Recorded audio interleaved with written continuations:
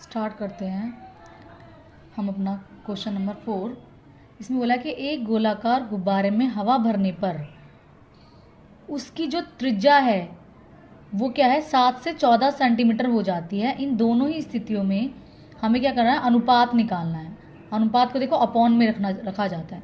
तो सबसे पहले हम क्या करेंगे, हम लिखेंगे पहले वाले जो स्टार्ट करेंगे उसमें आर एक बार हमें 7 रखनी है, दूसरी बार आर हमें 14 रखनी है। तो देखो हम क्या लिखेंगे, आर बराबर 7 सेंटीमीटर। अब गोले का पृष्ठीय क्षेत्रफल यानी हमें क्या निकालना है, गुब्बारा है वो कौन से शेप का है, गोलाकार शेप का है, तो इसलिए हमें गोले का पृष्ठीय क्षेत्रफल लगाना है। गोले का पृष्ठीय क्षेत्रफल का फॉर्मूला होता है 4 पाई आर स्क्वायर। तो 4 पाई की वैल्यू हमारी ये रही और आर हमारी यहाँ पे 7 है, तो 7 से 7 कैंसिल हो जाएगा और इन्हीं सभी नंबर को आपस में मल्टीप्लाई करने पर ये आ गया।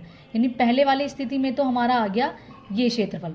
अब हमें बोला है कि अब हमें क्या रखनी है, आर 14 रखनी है, 14 रखनी है। तो हम बड़ा आर इसलिए शो कर रहे हैं क्योंकि जब हम इन दोनों का अनुपात निकालेंगे तो इसमें पता होना चाहिए कि ये पहले वाले के लिए आर हमने छोटी रखी है और दूसरे वाले जब आर निकाले तो बड़ी रखी है। ठीक है, तो हम लिखेंगे वही गोले का पृष्ठीय क्षेत्रफल सेम, और इसमें क्या करेंगे, अब यहाँ देखो हम पहले आर हमारी 7 थी तो हमने यहाँ पे 7 रखा था, लेकिन अब आर हमारी क्या है 14 है तो हम 14 रखेंगे।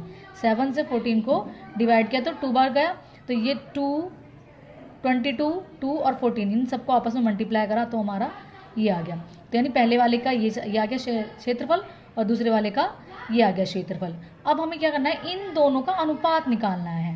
तो गुब्बारे का क्षेत्रफल का अनुपात निकालना, तो दोनों का फॉर्मूला तो एक ही है तो मैंने ऐसे लिख दिया।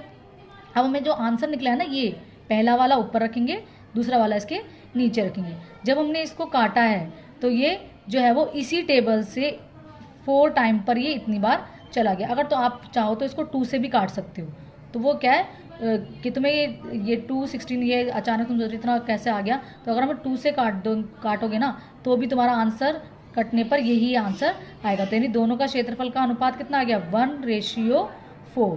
ठीक है, तो ये हमारा आंसर है कि दोनों ही क्षेत्रफल का अनुपात निकालना था और दोनों ही क्षेत्रफल का अनुपात हमने यहाँ निकाल दिया है। आई होप आपको ये समझ आ गया होगा।